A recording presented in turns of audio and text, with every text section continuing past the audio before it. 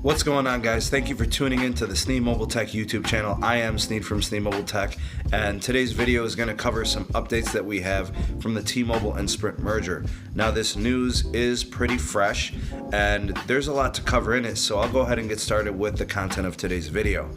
So in terms of this being a merger update, there really hasn't been much to really talk about or update you guys on. Obviously, we've had the government shutdown and things have been pretty quiet because of that.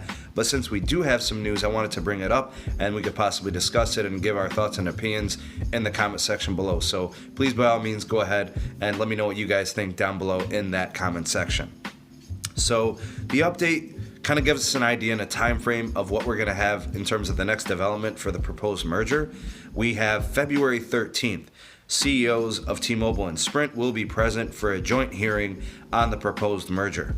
The CEOs will testify for the first merger review hearing. It's actually the first thing that we've really had in terms of major news since June of 2018. So the House Energy and Commerce Committee and Subcommittee on Communications and Technology will be meeting with CEOs from Sprint and T-Mobile. Now, the topics of these hearings will specifically be geared towards jobs, customer costs, innovation, and competition within the wireless space. So as of right now, many Democratic representation have seen, the negative sides. They've highlighted the issues that the merger may be presenting in terms of the proposed merger between T-Mobile and Sprint.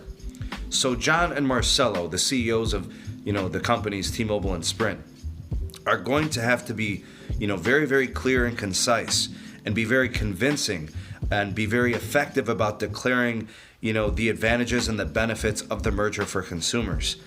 So, how this is going to benefit the people of the United States has to be very, very evident. And there can't be any doubts in the minds of these people because they already kind of have, a negative view towards mergers and conglomerates forming in a place that could reduce competition and negatively affect customers and the citizens of the U.S. So, this is going to be a big date, so go ahead and set that, February 13th. I'll give you guys my reaction and my thoughts and opinions on it, probably on the 14th or the 15th, once I've gone through everything that was discussed and all of the transcripts from these hearings. Now, in terms of a speculative story, CEO of T-Mobile, John Legere, and several T-Mobile executives have been frequenting the Trump Hotel in Washington, D.C. during the entire merger process, recently going as far back as mid-last year. So during this process, I think T-Mobile and executives, T-Mobile representation, has identified 40 plus days of stays at said hotel, Donald Trump's hotel. So, T-Mobile reps have already justified why they've been staying at this particular hotel. They say that they always stay in places that are in close proximity to the meetings and the locations where, they're holding all of these associated meetings. So that's kind of what I would expect them to say. I wouldn't expect them to say that there's something going on there. But of course, people will always speculate and assume that something is going on behind closed doors. And maybe this is to the advantage of T-Mobile to want to do business at these Trump hotels and have these associations, scratch my back, I scratch yours. It's showing their affiliations. Who knows? But this is more of a speculative story. I'm not trying to conjure up any type of, stir or anything like that. But it is just something I wanted to report and share with you guys. And the last thing I'll leave you guys with today, some post-merger plans have been declared by T-Mobile. There are going to be 5 new T-Mobile customer service experience centers. These centers and the building of these centers are going to create thousands of American jobs, according to T-Mobile. I believe for each of the 5 centers, it will generate over 1,000 jobs for the building and the operation of these centers.